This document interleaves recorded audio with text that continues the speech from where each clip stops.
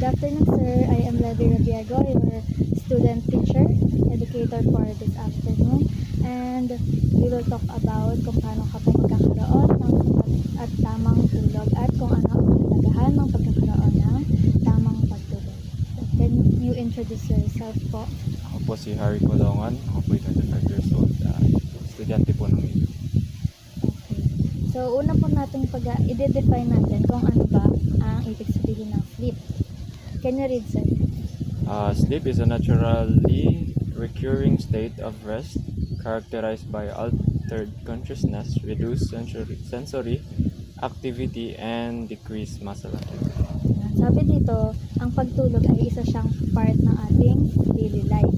At ito ay something na ang mismong katawan natin ang mismong gumagawa nito. And pag natutulog tayo, yung katawan natin nag-undergo siya ng special process ng state of rest, at yung consciousness natin nagbabago siya dahil kapag tulog ang isang tao, hindi siya aware sa kung anong nangyayari sa paligid niya, at yung senses niya ay bumababa. Kaya pag natutulog ang isang tao, wala siyang maririnig, saka wala rin siyang mararamdaman. At pag natutulog din tayo, ito yung time na nagre-relax ang ating mga muscles. And katulad din po yun ng sir, pag nagugutom ka or nauuhaw ka, umiinom ka or kumakain ka, ganun din yung ating katawan. Mas kailangan din niya yung pagtulog.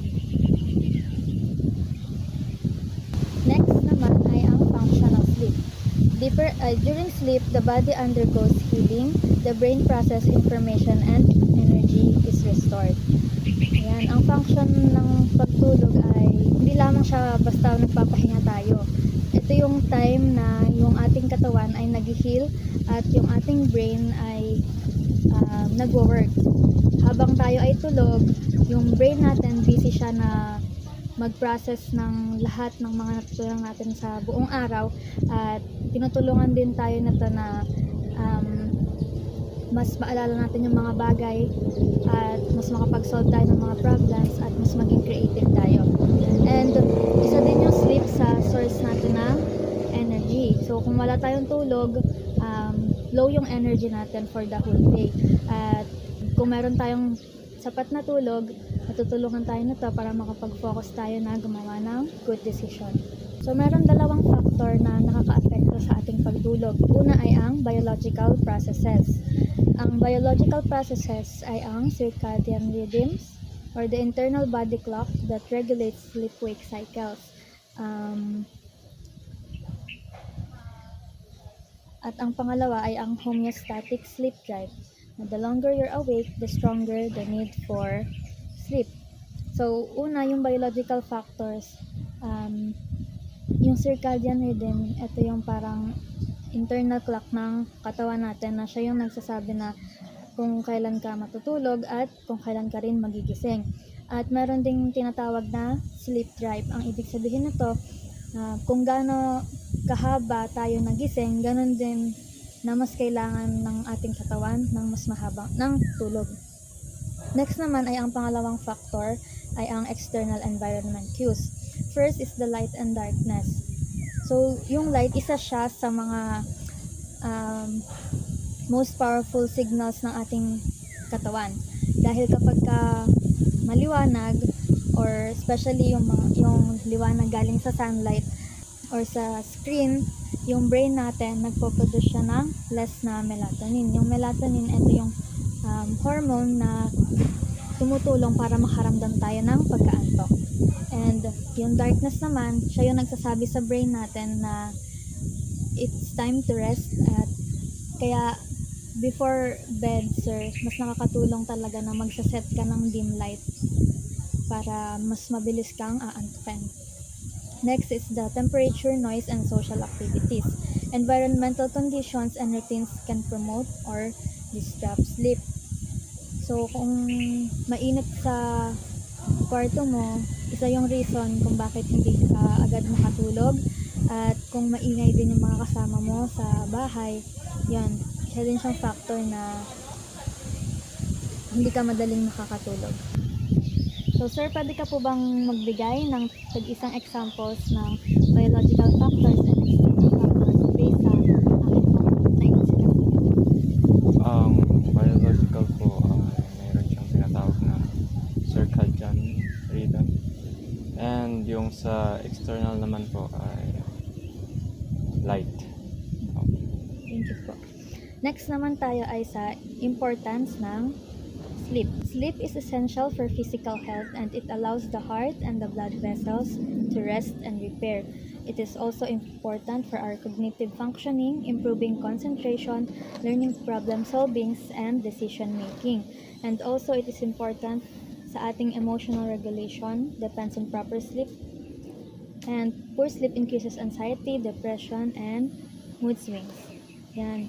Sabi dito sir, ang pagtulog ay essential siya sa ating physical health.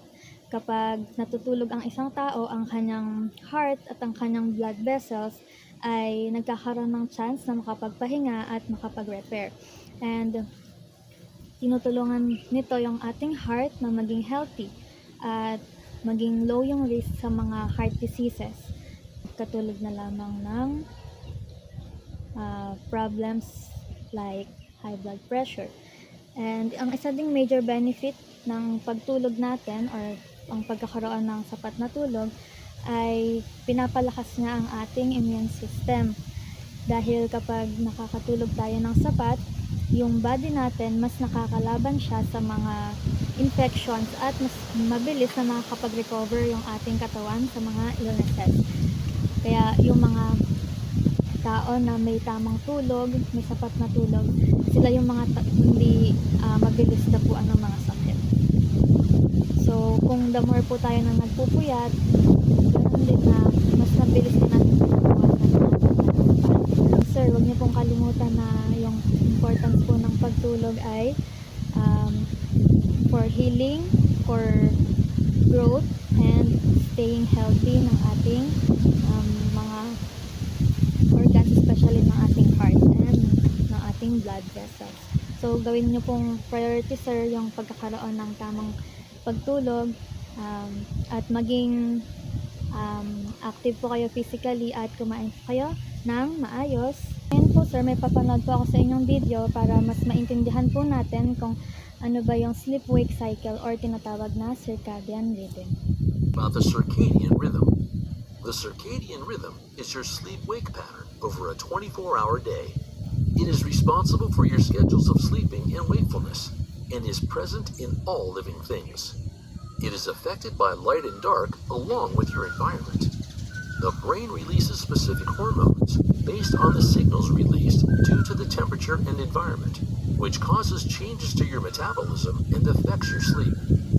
An affected circadian rhythm can lead to sleep disorders, which you can counter by maintaining healthy habits.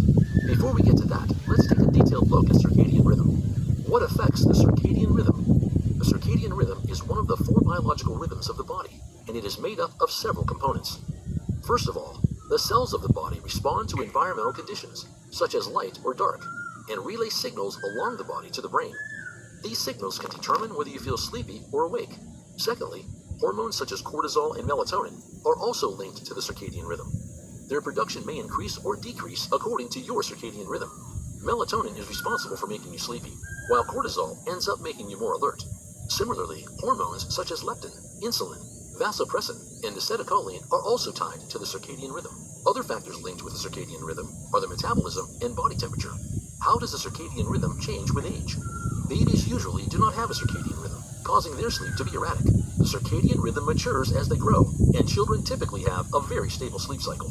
The sleep cycle becomes disturbed during the teen years, with teenagers experiencing a sleep phase delay, which causes them to not feel sleepy for most of the night.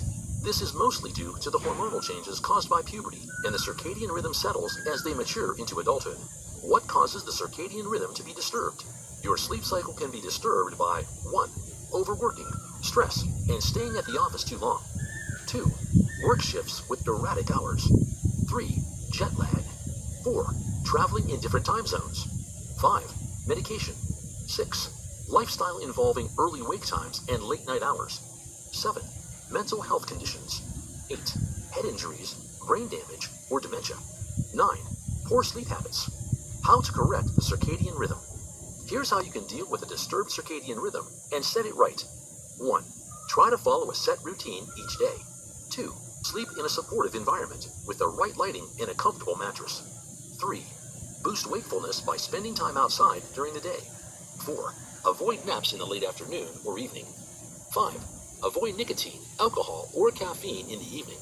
6. Exercise each day. 7. Shut down your devices when it is time to sleep. Kung napanood po natin kung anong circadian rhythm, pwede ka bang magbigay, sir, ng mga nakaka-apekto sa circadian rhythm natin? Nakaka-apekto po ay ano po dun yung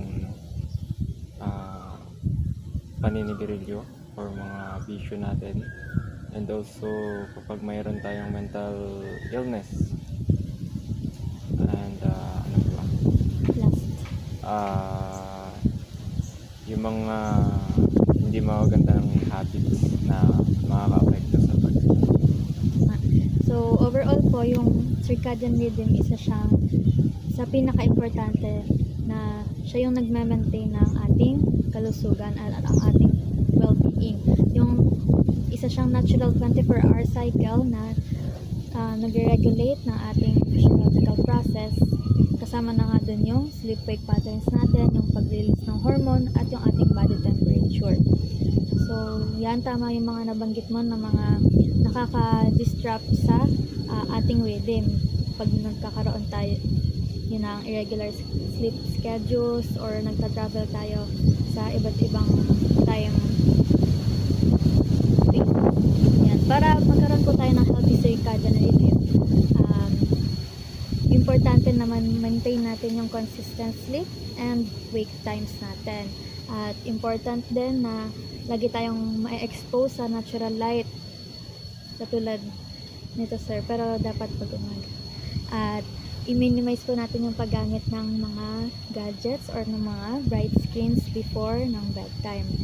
So pag ginawa po natin itong habit na to at in-apply natin, ma-i-improve natin ang ating pagtulog at ganoon na rin ang ating mood, at it can also promote better overall health. Next naman, sir, ay ang stages of sleep. Ang stages of sleep po ay meron siyang dalawang stage. Una ay ang NREM or the non-rapid eye movement, at ang pangalawa ay ang REM or the rapid type movement. First, NREM sleep has 3 stages with slower brain waves, relaxed muscles, and body repair activities. So, yung NREM ay meron siyang stages na up to 3. So, ang unang stage, ito yung transition phase. Ito yung part ng tulog natin na ito pa yung pinakamababaw, nasa gitna pa tayo ng tulog tayo or gising tayo. At yung muscle natin dito pa lang siya nagsa-start na mag-relax, at yung eyes natin medyo nag-move pa siya sa face na to, and yung body natin may konti pa siyang twitching. At kung minsan nakakaramdam tayo ng pag-ulog ng ulo, ganun, yun yung tinatawag na hypnic jerk. So yung stage na to nagtatagal lamang siya for about 5 to 10 minutes, at after nun ng 5 to 10 minutes, ang iyong body ay dadaan na sa stage 2. Yung stage 2, ito na yung katawan mo na mas nagiging relax siya. Yung heart rate mo at yung body temperature mo ay bumababa. And also, wala nang eye movement. At yung brain mo, dito na nag-start na bumagal. Pero, yung activity ng brain mo ay tuloy-tuloy na din.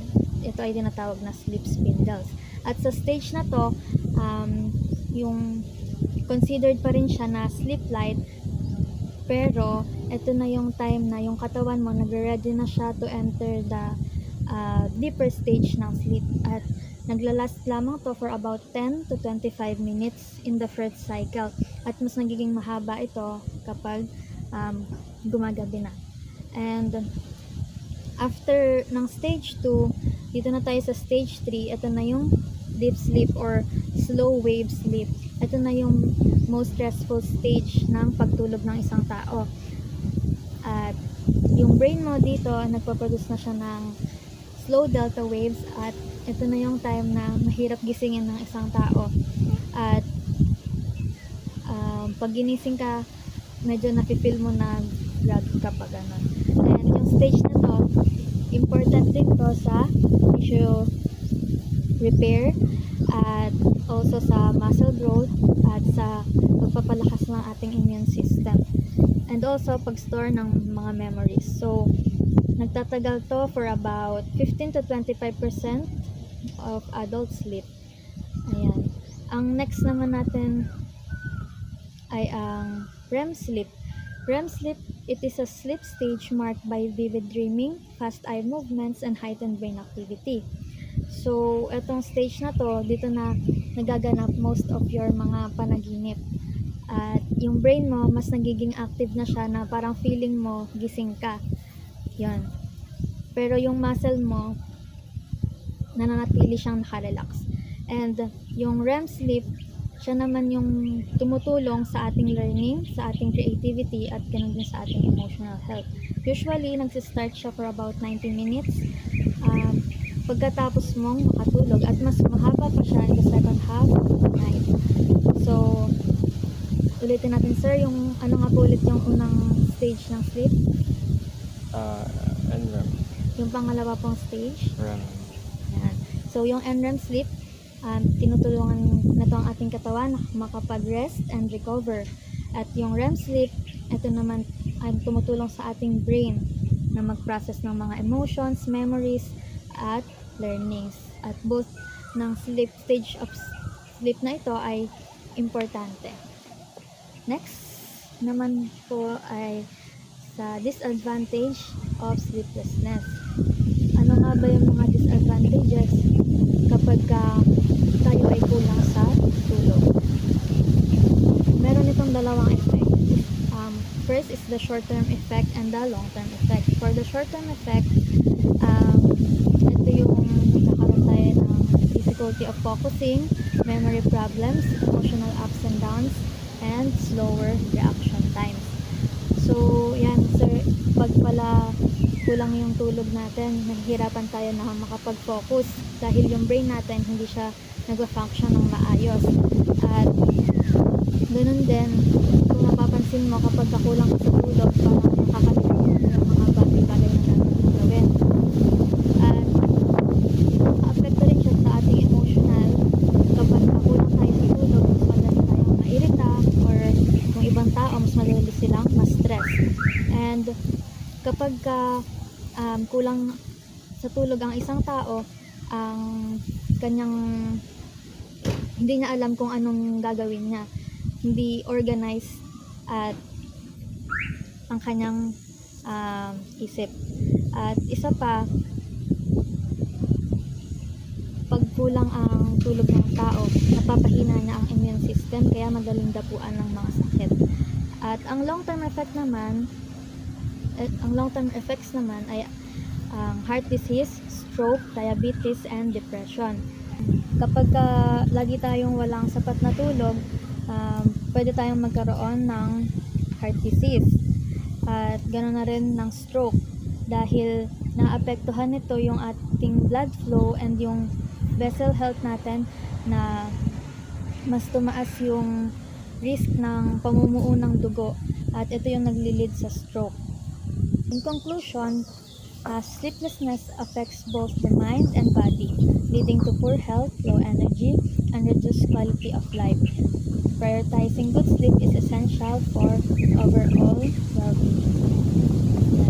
Next po natin ay sleep promotion.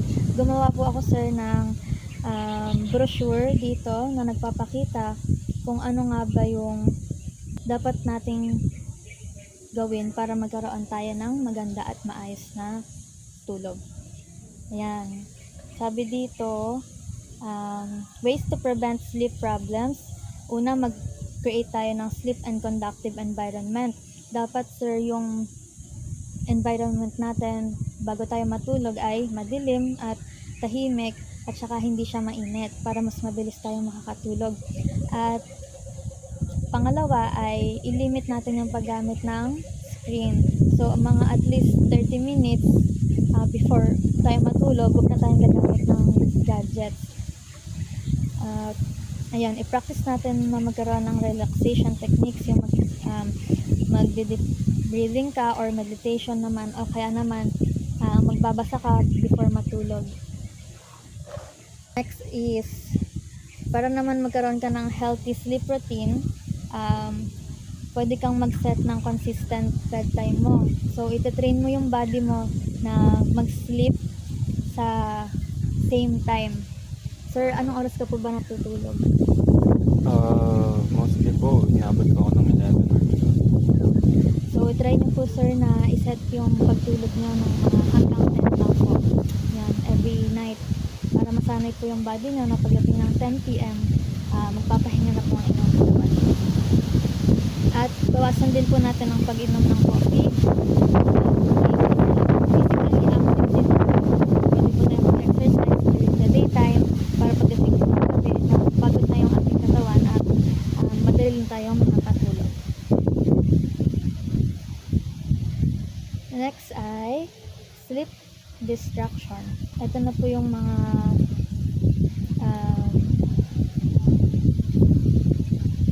factors din na nakaka-apekto sa ating pagtulog. First is the external factors na nakaka-apekto sa ating pagtulog. Ito po yung discuss natin kanina, which is yung noise, yung light, meron tayong uncomfortable bedding and room temperature.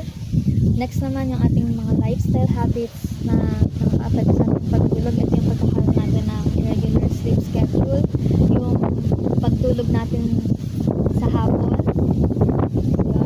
nakaka-apekto rin siya, at yung pag-inom natin ng coffee at or sa iba is alcohol, at yung pagkakaroon natin ng lack of physical activity. At also, nakaka-apekto din yung pagkain natin ng marami sa gabi.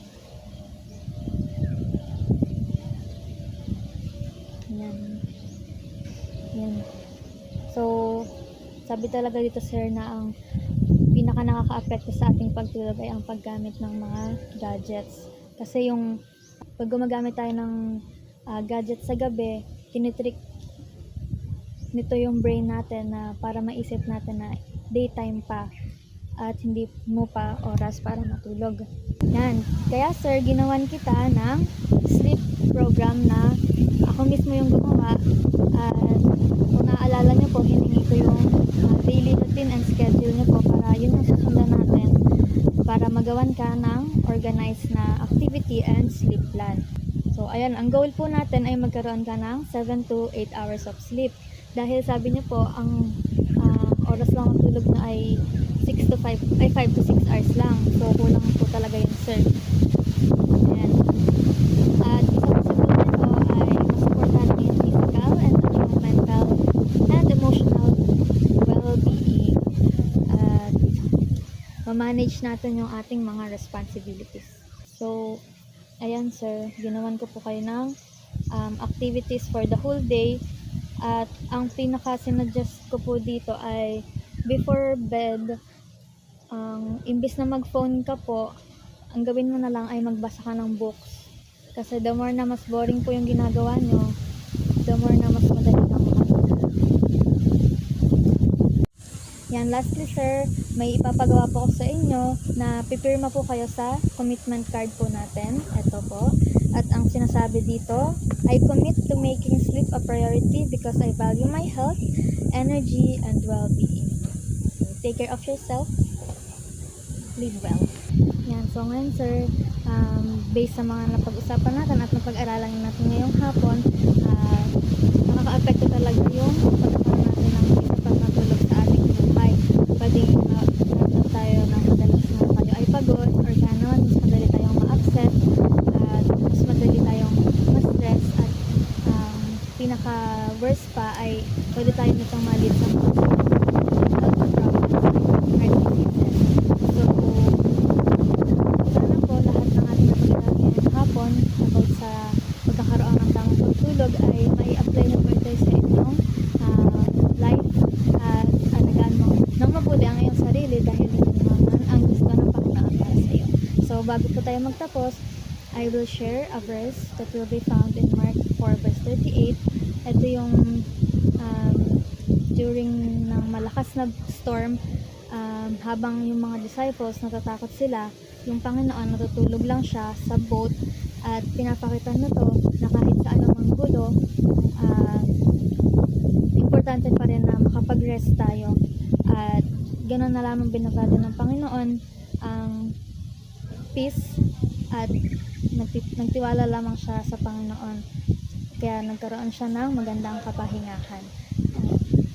Just like Jesus, you also deserve rest, and hindi po ibig sabihin na nagpapahinga tayo tamad ang isang tao, kundi kinakailangan lang talaga ng ating katawan ang pagtulog, dahil ito nga ang tumutulong para ma-heal ang ating katawan.